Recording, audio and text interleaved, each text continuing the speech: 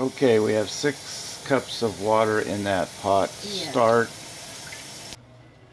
And this is a ½ pound of finely shredded Cracker Barrel sharp cheddar cheese. Actually, it's extra sharp, as you can see here. And a cup and a half of grits. Yep. Instant grits.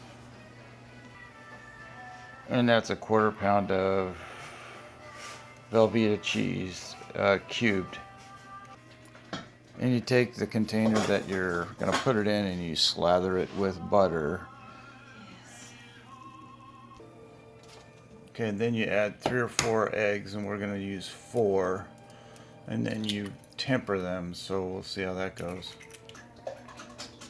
And you cook the grits as directed on the package here, 5 to 6 minutes. And then we're just mixing those eggs up there.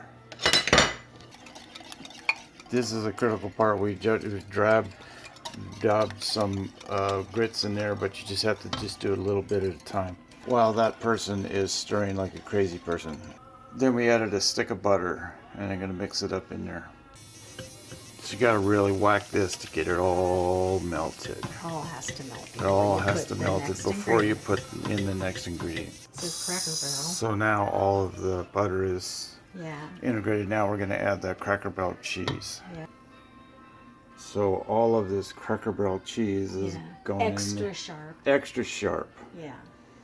And then I think we'll put in the Velveeta. And then the spice. Then the seasoned salt. Seasoned salt. And then the eggs. Already seasoned salt. And then the eggs. And then the tempered eggs. Yes.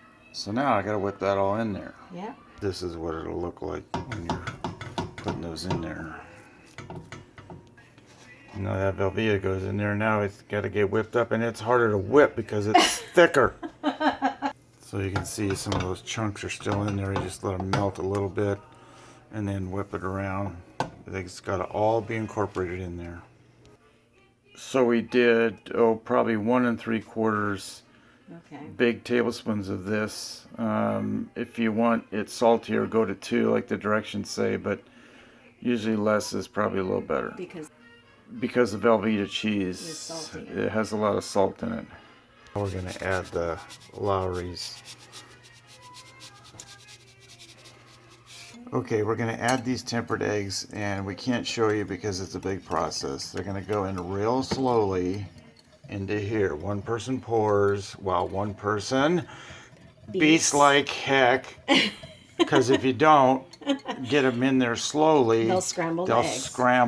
So eggs will scramble because it's so hot.